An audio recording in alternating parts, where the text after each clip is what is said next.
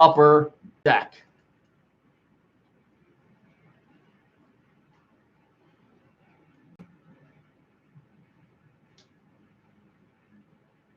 And like I said, the Chicago Cubs right now, let's begin with the Northside Cubbies right now. 6-1 coming out of the gate swinging, no doubt about it. And not only that, they were able to retake the NL Central lead in the division along the way. Well, let's give you a brief recap of what happened so far. They swept the Pirates at home last weekend, their first series back. Then they also went to win the series against the Reds, losing the first game, winning 2 out of 3. They kicked it off yesterday in grand fashion, winning that game by a run.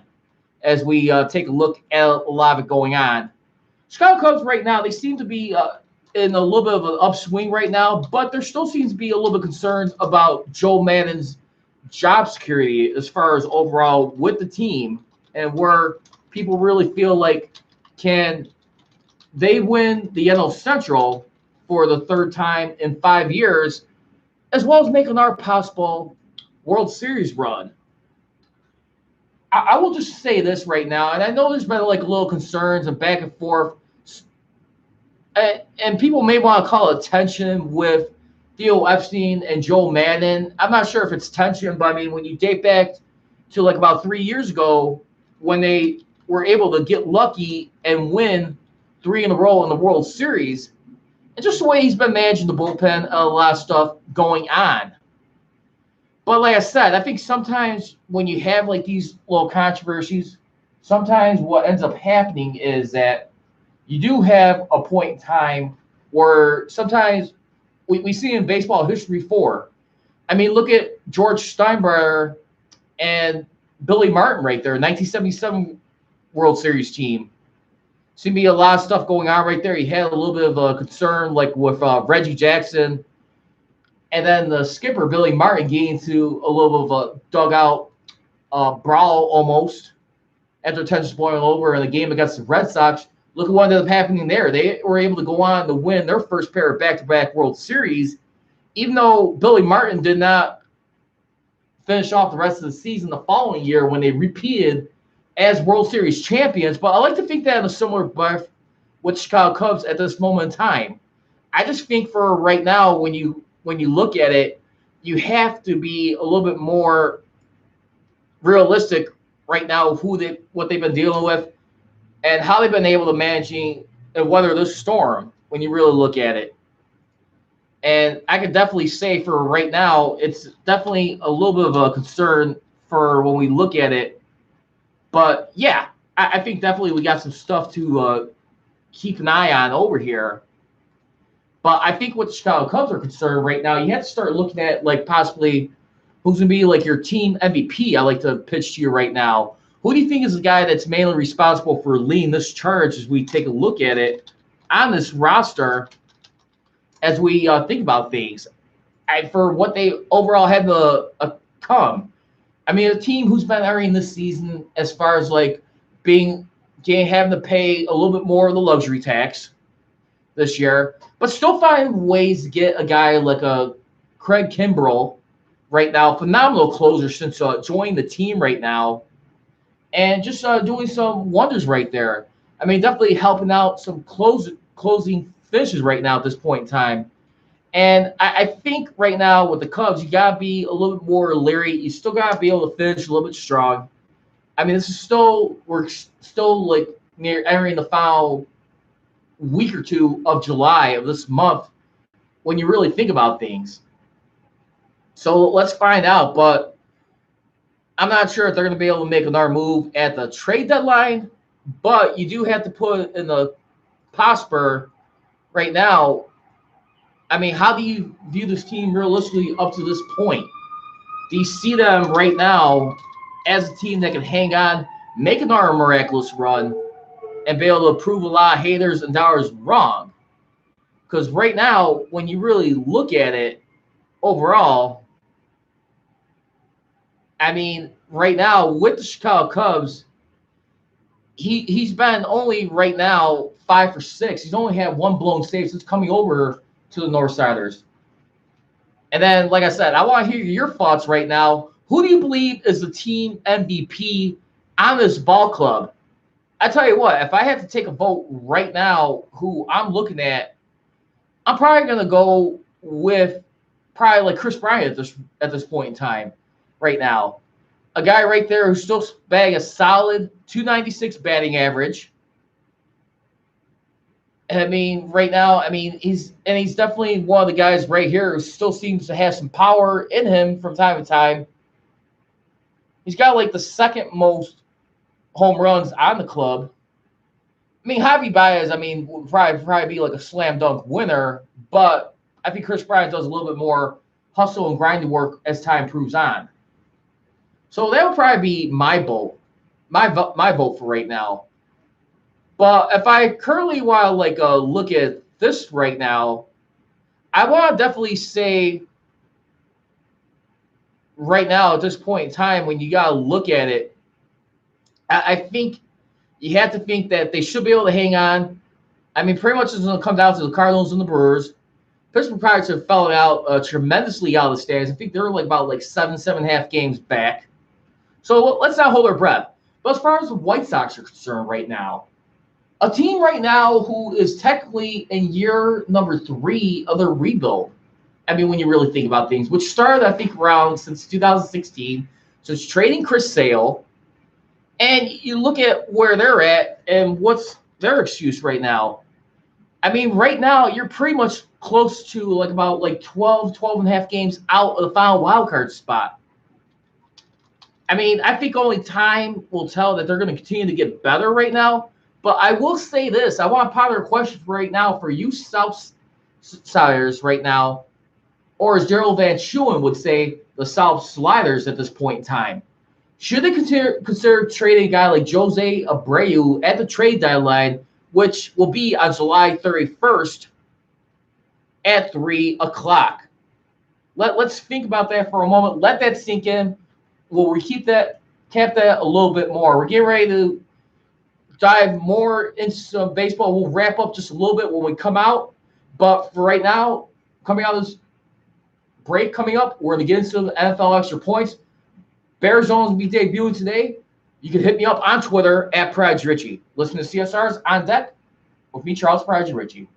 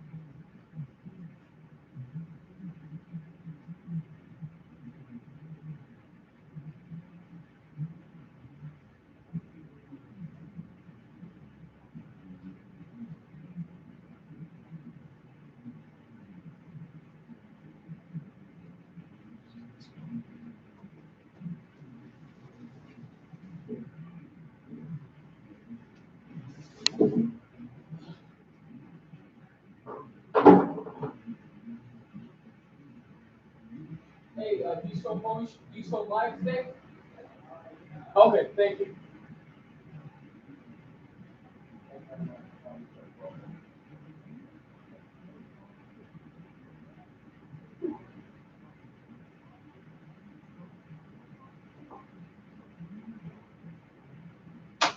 See what it is.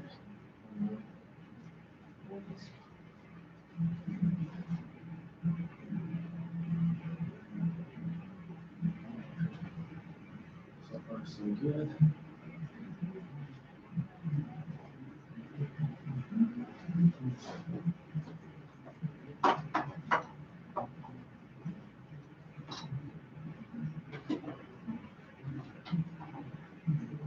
We're good. I just want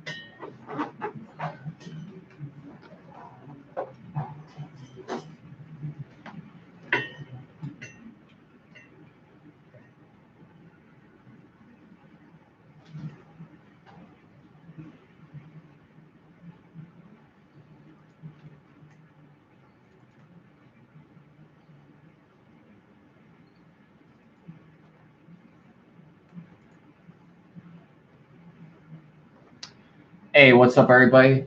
We're on break right now. On our final commercial right now, we're getting ready to transition to some Bear Zone NFL extra points talk right now here with me, Charles Prodigy, Richey. Catch me every Saturday from 1 to 2 p.m. I had to just step away real quick, check on a few things studio-wise, and just do something real quick off to the side. But I want to say thank you to those of you. I want to just take a quick shout out real quick to Peggy876. Thank you very much for tuning in, as well as Lil Monty83, which I want to say thank you to both of y'all, and of course my friend to the end, Eddie Hernandez. You can follow him, Pitney01. Coming back right now. We're live and on deck.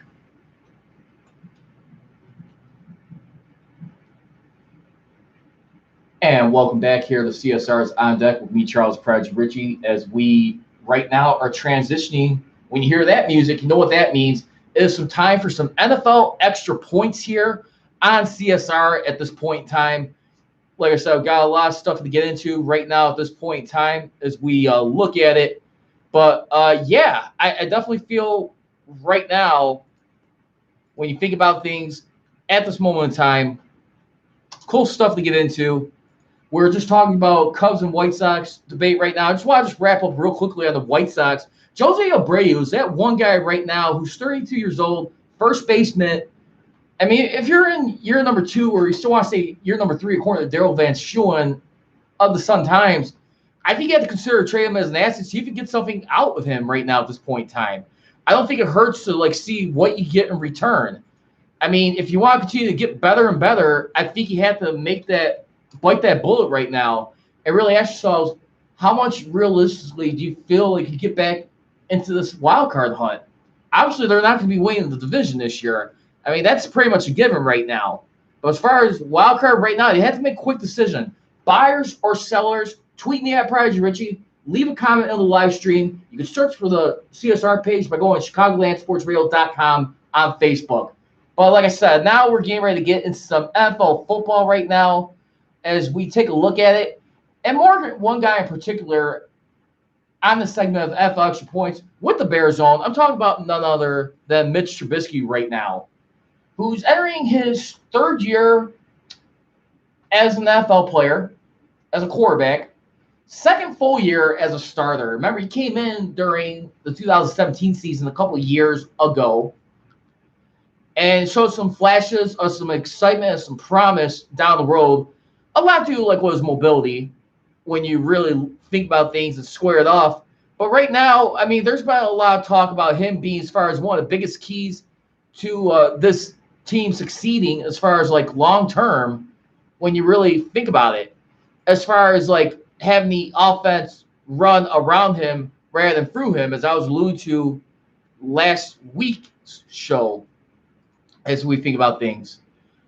So I definitely feel like Mitch Trubisky right now definitely is going to feel like a little bit of pressure going in as we look at it. But yeah, I feel like right now when you look at it, I mean Trubisky right now, he definitely has to be a little bit more mindful and managing this offense. I think a lot of people would prefer to see like the game manager. Let's not go necessarily into like, or this guy is going to be like the guy who throws a lot. Let's see him continue to build up right now. I mean, when you draft this guy number 2 overall in the 2017 NFL draft in 2017, pretty much for your future, by the way. And you look at the like his 2 years in the NFL, passing for over nearly 5,500 yards, 5,416 yards, with a 31-19 touchdown to interception ratio. And the good thing so far about this, too, right now, like I said, he's just been managing the ball, not getting so many turnovers. And you look at his first year. I mean, he was a 4-8 record as a starter, then 11-3 the following year. So it's definitely got some exciting stuff right there. A lot of things right now, but I think definitely one of the things you have to look at as far as like what's going to be like the story with the run game. I think a lot of people were asking. When you look at overall the Chicago Bears, it's like how they're going to be this year. A little bit of question marks as you think about it, and you look at their starters on roster from last year's team to what they have right now. When you look at it, I mean Jordan Howard right now no longer, I think, a Chicago Bear at this point in time, and Jordan Howard, who was kind of getting passed up by Tyreek Cohen. I mean, Jordan Howard, I think, was one of the original guys right now. I mean, he's with the Philadelphia Eagles right now, former Super Bowl champions. And I think that was just one thing I kind of questioned, right? A lot of people question going into the season. What kind of support is he going to realistically have? I mean, when you really think about where they're going to be. I mean, if you're going to be able to run this around him, I mean, how do you think your running backs are going to be this year when you look at it? And right now, I mean, like when you look at overall with like the draft and stuff, when you thought about like the Bears, I mean, the Chicago Bears, who definitely got like their stuff right here, there's going to be a little bit of questions right now when you look at it. But Chicago Bears, I mean, in this year's draft, when you got David Montgomery right here, who's one coming out of Iowa State. Big shifty runner who could shift through traffic between the tackles. Good balance, runs with outstanding determination. And only averaged about 3.8 yards per carry last year. And then they traded Jordan Howard to the Eagles. He's good for their scheme, according to the report, but his potential to develop into an excellent complement to Tariq Cohen is going to be the thing that's going to be a question mark right there. Like I said, the key word is potential at that point in time when you see a guy like Tariq Cohen. Yeah, I definitely feel that as well. So you have to look at it right there from that perspective. You have to be a little bit more realistic right now in that regard as far as like who's going to be solidifying on this rotational shift right here in this team going into the 2019 campaign, the 100 season of the Chicago Bears, as we look at it at this point in time. So I definitely pose a question to you. Like, how comfortable do you feel about right now with the running game with the Bears at this moment in time, considering who they drafted and what to realistically expect? I mean, let's not forget, too, right now, they're going to be facing the NFC East and the AFC West with two of the opponents outside those divisions plus the NFC North. They're going to be hosting New Orleans Saints. That's going to be a 3:25 p.m. game. And they're going to be having a game in Los Angeles on the road against the Rams. That's a Sunday night football game. So right now, I mean, I went on record earlier in the year saying that this team, I will probably say they'll go 12-4 generously. I mean, here to talk about former Bears, I mean, especially former Super Bowl MVP Richard Dent was saying he sees a lot of similarities with the defense they had when they won their championship, their Super Bowl. And I feel like right now, I mean, it's just a lot of stuff brewing for them right now. I mean, they've definitely been having a lot of excitement, a lot of stuff to grab people's attention right now.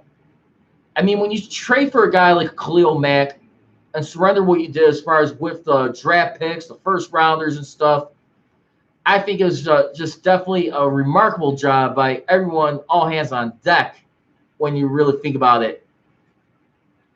So that's why I say I want to ask you, the fans, right now, what do you feel like your realistic expectation is right now for them as they continue to get out of here right now with the 2019 campaign in the NFL and yet alone the NFC?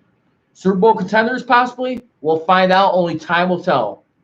But first, we got to pause. We got to get ready for this bottom of the hour scoreboard update. You're listening on deck. Me, Charles, Prodigy, Richey.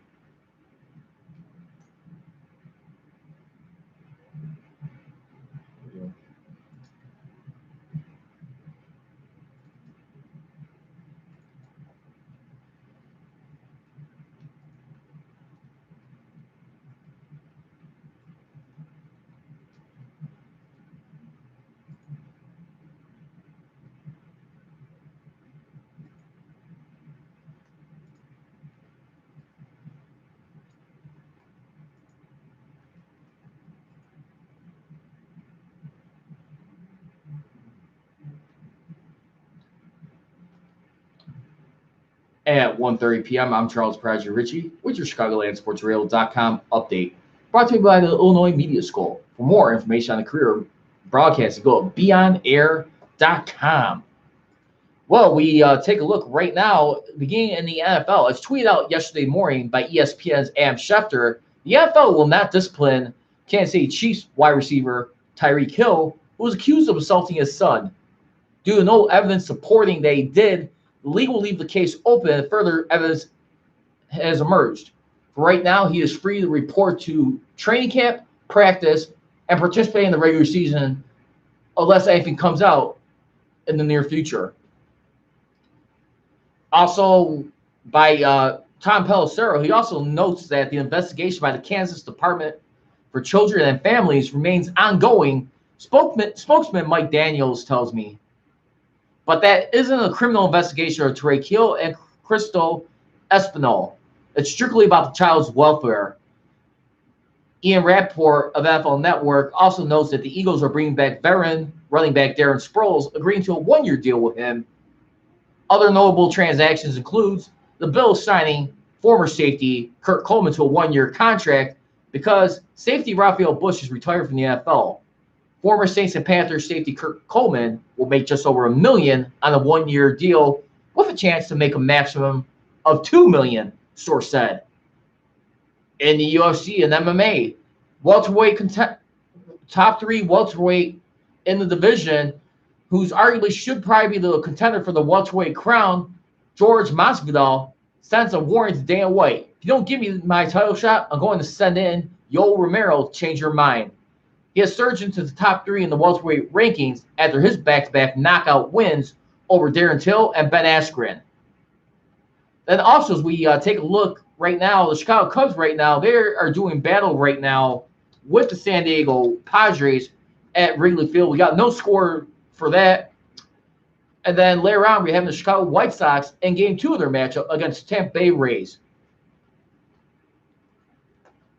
This update, once again, has been brought to you by the Chicago Dogs Baseball. Next home game broadcast will be Wednesday, July 24th, when they take on the Milwaukee Milkmen. Promotions for that home game also include Wiener Wednesday, presented by Vienna Beef. Enjoy $2 hot dogs. For tickets, go to ChicagoDogs.com. I'm Charles Prodigy Richey. You're listening to Chicagoland Sports Radio. It's not just sports, it's a way of life. And now back to On Deck, only on CSR.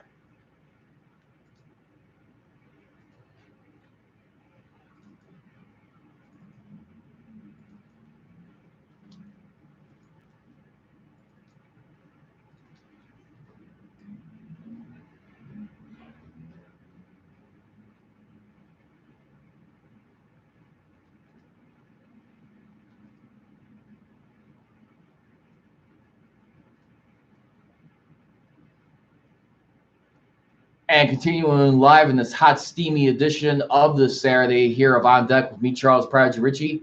Make sure to check out later on coming up to close out the day here on CSR. You catch every Saturday from 4 or 5 p.m. I'm talking about none other than D-Stone Live, as they got you happening over here with hip-hop, pop culture, news, sports, and a whole bunch more. Make sure to check out D-Stone Live every Saturday from 4 or 5 p.m. That's a closeout show here on this Saturday and for the week from 4 or 5 p.m. You can check them out right there. And like I said, I think with the Chicago Bears right now, realistic expectation, I'm going with a 12-4 gut feel at this point in time. And I only say that because they are going to have a little bit of a tougher season this year when you really think about things. I mean, where they're headed into this year. I mean, it's definitely going to be right now, right here, when you look at it, it's definitely going to be some interesting scenarios in there. I mean, you're going to be facing at least like 6 playoff teams from the previous year. That's definitely going to be some more stuff right there. I think LA, I'm not really too sweating about. I think the key game for them is going to be against New Orleans Saints. But the only good news is for them, it's not going to be in the Dome. It's going to be in Chicago. So that's definitely one to watch out for, I think, right there. I think if I had to pick my poison between the two, I probably wouldn't mind going against Drew Brees and the Saints. So right now, we're getting ready to hit this break. But coming up, we're going to wrap up more NFL Extra Points as our legitimate beef with the Packers CEO, Mark Murphy. Find out his beef and if it's legit, and you'll find out. Listen to CSR's On Deck, only on CSR.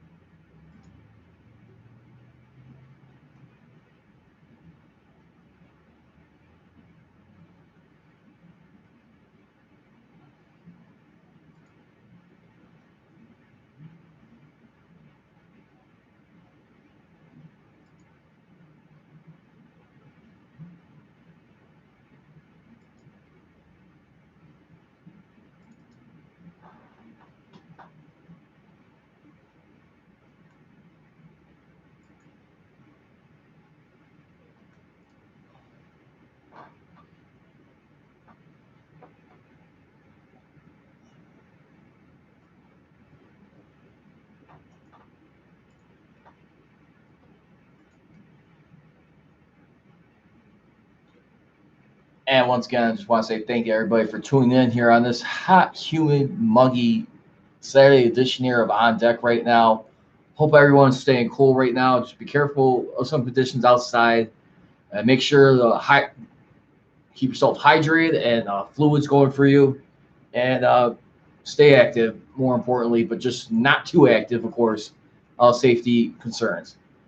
And welcome back right now. We're wrapping up the final stretch here of the show right now as we get into some NFL extra points right now. And before we were going to the break, one thing I was definitely tagging about when we went in here, I was talking about none other with the Green Bay Packers CEO right now, which, by the way, Mark Murphy thinks that the Raiders traded Khalil Mack to the Bears because they thought Green Bay's pick would be worse. And I can definitely understand that right there. And you also got to remember at that point in time, too, I mean, the NFL at that point in time, when you look at the overall standings where the Packers were at, you got to remember the biggest difference, I think, in that year, let's not lose focus of here, was that in that year, the Green Bay Packers, they missed the playoffs for the first time since 2008. So the Packers right there at that point in time, which, by the way, who made his playoffs for 8 straight years, had Aaron Rodgers get hurt, who had that shoulder injury earlier, thanks to Mr. Barr of the Vikings, and they were able to just barely miss out. They had a 7-9 record. Bears at that point in time were 5-11. So you definitely got a little bit more reason to believe, too. I think if you're the Bears' perspective, and not that they didn't try with Khalil Mack, but I think a lot of people were still alluding to John Gruden not trying to be a little bit more communicative to him and trying to be a little bit more convincing to re-sign with the Raiders. I mean, this is a guy who's just not happy with the fact that he was being fairly overtreated at that point in time. And when you look at it, for a guy right there who came in the league since 2014, I mean, this guy right here, I mean, he signed right now with the Chicago Bears a 6-year extension for $141 million with $60 million guaranteed signing, which included $90 million in guarantees. I'm not gonna lie to you. When you have to look at that point in time, when you got a team like the Bears who hasn't made the playoffs at that point in time for 7 straight years, I'm gonna do the math common sense wise and think, you know what? I'm probably looking at a team who's more desperate to try and make a big splash, try and be a game changer for a franchise, and the Chicago Bears. I just think the Chicago Bears had that attraction where if the Raiders were not going to find a way to come to terms with Khalil Mack, if they were going to shop him, give him to someone where they feel like they can treat him better, and not only that, get some better compensation value return. I mean, as it also turns out, in that article, too, and this was an article done by Jared Dubin of CBSSports.com, and when you recap it, as things turn out, I mean, of course, the Bears went on to win the NFC North, while the Packers missed the playoffs, and Oakland wound up with the number 24 overall pick, while the Packers selected at number 12. More factors include being at the playoff course, which is no indication that the Packers offered the exact same package of picks as the Chicago. I mean, the Packers were making their defense this offseason when you look at it and you look at who they were able to grab in the draft, and you saw who they were able to get and made some impressive noble picks here. I mean, when you got right here who you got defensive end Rashawn Gary. Then you also got here, too, safety Darnell Savage out of Maryland. And pretty much other than that, minus those other two guys, when you look at it, outside the draft, they were able to go for two different edge rushers, as Darius Smith and Preston Smith, while also signing former Bear safety Adrian Amos. So, I mean, I think there's no telling right now. I think it definitely burns a little bit because it's more your division rival who's able to beat to the punch, but I guess that's just the way the ball rolls in that situation. And the Chicago Bears were able to work it to their advantage, fortunately. And they were able to just steal the thunder from the Packers at that point in time. So I'm going to tell you right now, I'm not too sure if the Packers got more of a legitimate gripe in that regard, but I do feel like right now that it was legit. I mean, you're the Raiders. You have to look at some stuff right here. You have to look at some circumstantial statutes here. And right now, we'll see. But yeah, I think definitely right now, you cannot blame the Bears for being aggressive like the way they did. And the Packers, unfortunately, sorry, you were just in a little lesser position. I'm not saying you guys wouldn't be able to got him, but I think it's just sour grapes to me at this point in time when you really consider what they've been doing. And that's all. I just think we gotta like really put that stuff into perspective right now. There right now are 4 NFL writers from Bleacher Report who are expecting the Green Bay Packers to win the division, but also 3 other writers from Bleacher Report are expecting the Bears to win the division. I think that's going to be an interesting thing right here. I'm going to probably still go with Chicago Bears in that regard. I think the Packers get back in, but via wild card. But I would not be surprised if they are able to upset and snag that division this year. I mean, this is a team who's still playing with a chip on their shoulder right now. I mean, you got Matt LaFleur right here, first year head coach with Aaron Rodgers. See how that's going to be able to work right here. And, I mean, there's going to be a little bit of tension going on, concern. A lot of people are making it from the outside is like how Aaron Rodgers is going to be calling these audibles right here on his own. And I think, a guy like Matt LaFleur wants to be a little bit more involved and more, like, communicative with Rodgers when you think things. Again, the number to be reached here is 312-209-2232. Again, that's 312-209-2232. You can also follow me on Twitter at Prodigy Richey. Next weekend, I will not be here. I'm going to be more than likely in Steelers training camp in Latrobe, Pennsylvania. Got my Rod Woodson jersey on. Not the 2016 you think it was, but it was definitely Rod Woodson right there. First Battle Hall of Famer. Trying to go down to Latrobe, Pennsylvania. Have some fun down there. Trying to meet some more people. Get some more headlines. Remember, you can also catch me throughout the week on Mondays and Wednesdays on the Men of Steel podcast, which is usually at 6:30 p.m. Central Standard Time. And that's also on Facebook Live. You search for the Men of Steel podcast, or you can even also do at Men of Steel Nation, capital M, capital S. You can find me right there as well. But yeah, I definitely feel like right now you have to like look at a lot of things in that perspective, in that regards, as far as like where it goes at this point. I think right now for the Bears, right now, I mean, one of the other things too that is being pointed out, Pro Football Focus has them as a top-ranked pass rush in the NFL going into the season.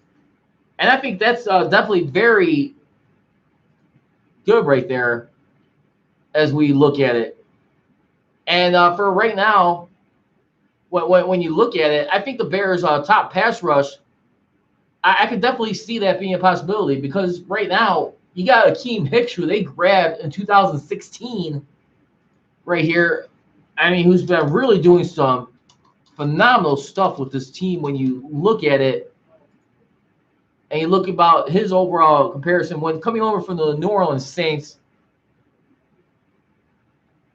and a guy who just missed out on being a Super Bowl champion. I mean, he was also a former Patriot, but prior to his Bear career, was primarily a New Orleans Saint for not even like 4 seasons. But I mean, think about the trends real quick here. 27th in their first year, top pass rush, then 22nd, and now number 1. I mean, that is just some awesome stuff right there. And the good thing about him too, knock on wood, he's been healthy all games. He was starting all 16 games for 3 straight seasons.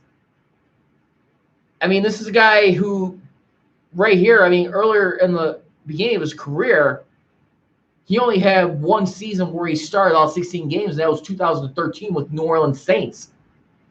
So you think about that aspect right there and what he's been able to do. And what can you say? I mean, this is a guy right there who's definitely earned his stripes, has been right up there with it, I think, at that point in time. A guy who has definitely been one of the leaders on this defense. But as far as like what the Chicago Bears go and what you're going to be looking at, I think like this year, and you look at the overall starters and the roster, especially like on the defense real quick over here. I mean, you got to look at like Danny Trevathan, another good noble outside linebacker. Akeem Hicks, who we just mentioned a moment ago. Khalil Mack and Kevin Pierre-Louis. Because remember also Khalil Mack, he also has luxury too. I think he also played a little bit of defensive end too in his career. So he's a multiverse right there. And just bringing that spirit from the Oakland Raiders, now the Chicago Bears possibly. So I definitely feel right here that why not? I don't see why it is. I think the only thing that's going to be like the challenge right there is when you run into some teams who's going to be like one of the testing that running the ball will probably be like someone with the Eagles or like the Dallas Cowboys and Ezekiel Elliott. I mean, who should be ready to be playing this year. I mean, this is another guy who's looking for a big contract coming in this year, along with Dak Prescott, which I think definitely should also get his money as well. But I think for the Bears right now, I think the main focus is right now, there definitely be defense. We already know what that's going to be. I think it's just going to come down more to as far as like in the offense and as far as like scoring more points. And then, like I said, the biggest lingering thing that's going to be more backbreaker for them is going to probably be their kicker at the end of the day. And I can definitely say that with hardly any remorse on that, because I definitely feel that's something you cannot look past. You cannot be afraid to like look into. But like I said, we're getting ready to wrap this up right now and get ready to have this come to a close here on CSR's On Deck. I just want to say thank you, everybody, for taking the time to tune in. If you always want to check out the Facebook stream, it is chicagolandsportsrail.com. And then you can also catch me every Saturday from 1 to 2 p.m. Catch me on YouTube, Charles Richey, and of course, Instagram, Prodigy Richey. And I always leave you for right now is, like I said, next Saturday I will not be here in studio. I'll be more than likely at Steelers training camp coming up for that and have some fun down there. And hopefully it won't be as hot as this day, but I would not be surprised right now as we look at it. Again, we're going to get ready to close here. Coming up later on today, don't forget, you got the D-Stone Live show here from 4 or 5 p.m. Every Saturday, we got you news, hip-hop, culture, and a lot of music, big-time artists coming up in the music industry. Make sure to hit them up, as well as some sports. And as always, leave you. Don't be trolling, be rolling. I gone.